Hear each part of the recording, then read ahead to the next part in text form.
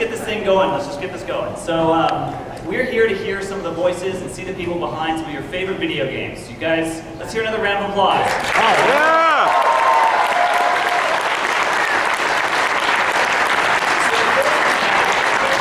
Kevin Conroy.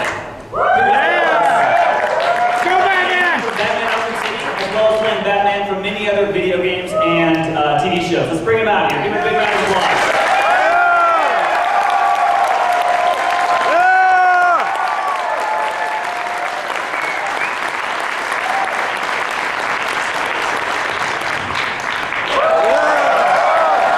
You're the Batman! Next, we have John DiMaggio, who plays the voice of Marcus Phoenix from Gears of War 3, as well as Bender from Futurama.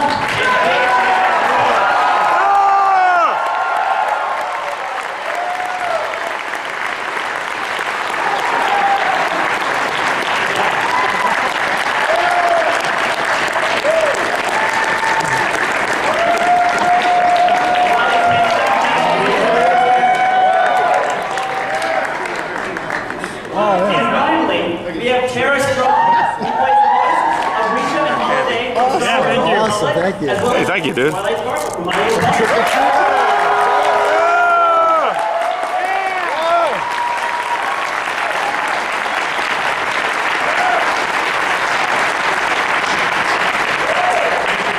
like to have the first question, please. Yes, you serve the audience. Yeah, what do you want?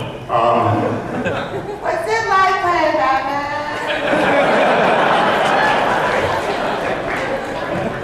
Get over here, kid. Like the candy.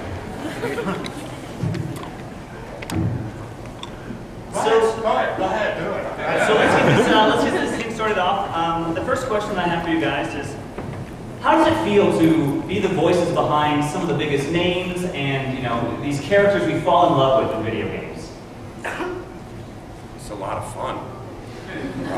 Everybody, the feedback from everybody that I always get is just really amazing. You know, you never really realize how many people play video games. So, I mean, everybody is just. Even when they find out that I'm Marcus Phoenix, that they didn't even realize that I'm Marcus Phoenix. They, you know, they just thought I was Bender the robot or whatever, and then they're like, "And you play Marcus too? Oh my god, it's so cool!" But it's awesome. It's great. I love playing the game myself, and it's really a lot of fun. But it's also kind of schizophrenic because then I start yelling at the television when I screw up. So I'm like, "Come on!" My neighbors are like, why is he always screaming at himself? So, schizophrenia pays.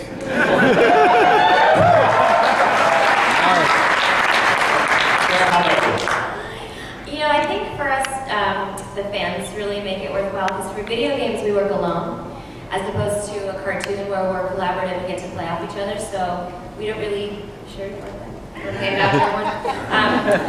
don't really get to hear feedback or someone's laughing or someone, you know, people that we work with. So it's nice to have the feedback from the fans. And I find that fans for games like Final Fantasy and Arkham City really feel like they're in the game with you and they connect with you. And so it's so fun for us to meet you guys. And when we have those sessions, because honestly sometimes they can be a ton of work. They can be, you know, thousands of pages and 300 death sounds, and meeting you guys and having the appreciation makes it worth it, so thank you guys. It's crazy.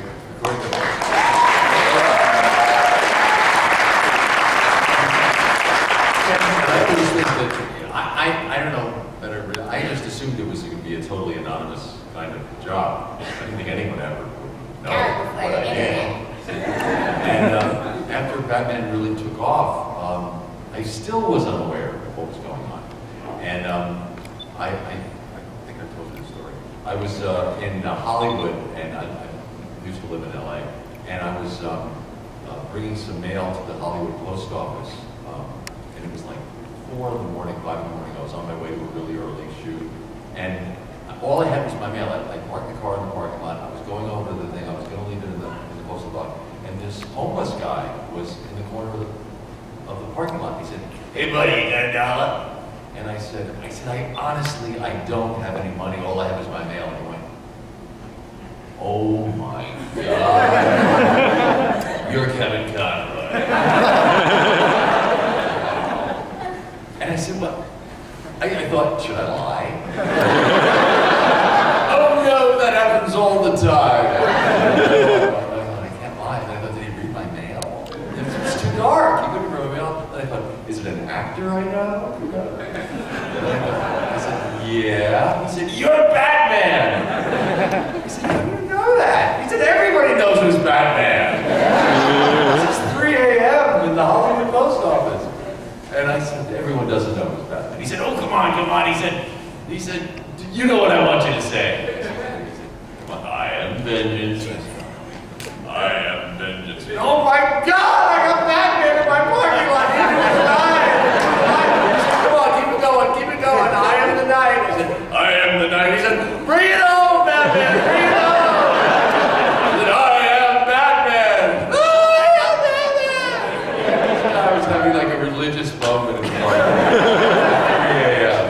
So then I said, wait just a second. He said, where are you going? I said, I'm going to go get some money. He said, I can't take your money. I said, you're going to take Batman's money. You're going to take everyone that Batman is cheap. So just wait for it.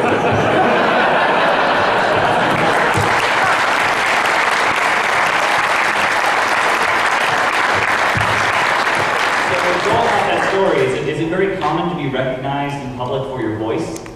Well, that's what I'm saying. I always assumed it was going to be such an anonymous job, but with the internet, and the the availability of information now, everybody knows who does everything.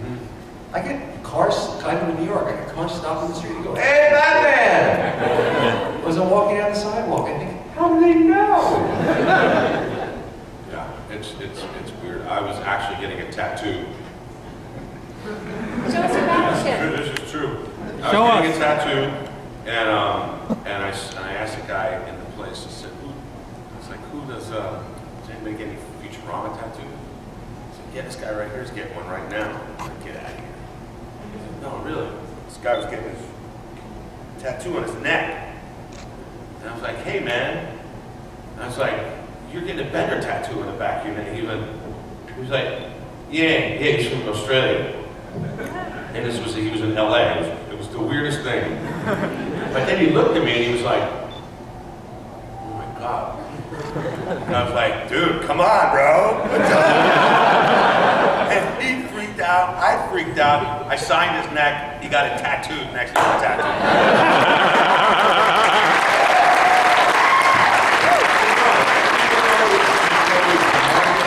People like freak out. They hear you talking to them if you engage. I mean, so many people play the game that, you're bound to, they go, that's really familiar, why is that tone ring in my ear? It's a very oral experience. But little kids often don't make they don't make the jump. They don't understand, like, if you go up and you go, hey, Johnny, and they go, ah! Yeah. And suddenly Batman's talking to them, but you're not Batman. You're just a big guy. And they don't make the distinction that you're the voice, you know what I mean? I get recognized at GameStop. Well, because there's a giant Riku on the wall, and I was there with my kids, and the girl's like, oh my God, your chair's strong. That's kind of fun. But mostly it's like cons. We don't get bugged that much, except you have homeless fans and Yeah, we got some weird fans. What tattoo did you get? I got a tattoo on my wrist.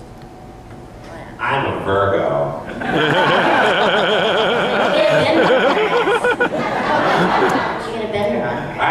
I actually saw a tattoo in New Zealand of a Bender on a guy's head. I had a Bender on one cheek and a professor on the other.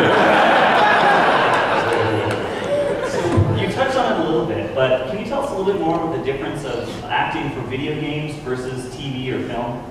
It's all, well, the thing about that's the big difference is the amount of stuff that you have to record. These two people next to me can attest to that, no doubt. I mean, because we've all done it. I mean, just all the prompts, you have to say it in different volumes and different effects. You just have to cover everything. because of what the player is doing within the game. You have to cover, you know, every aspect of that. Whereas in a cartoon, you just, you know, you're just doing the one thing. You're sticking to the same storyline. Whereas within a video game, you can have so many different storylines.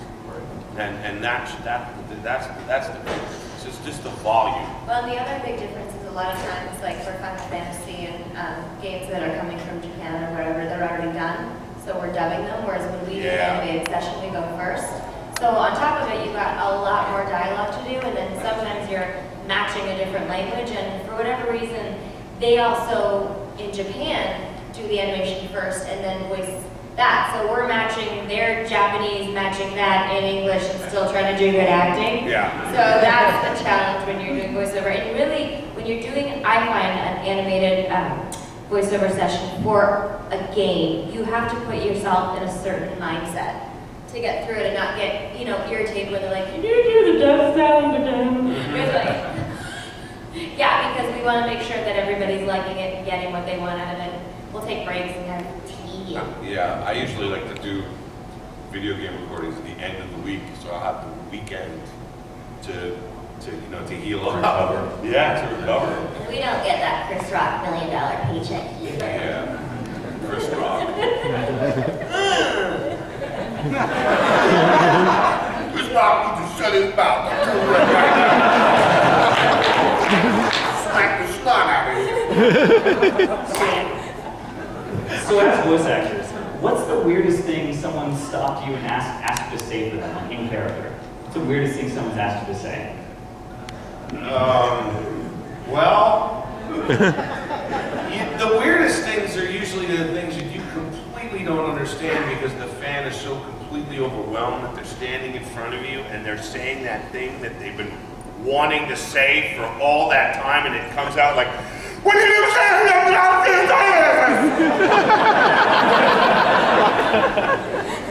I'm sorry, what? And the part where you do that.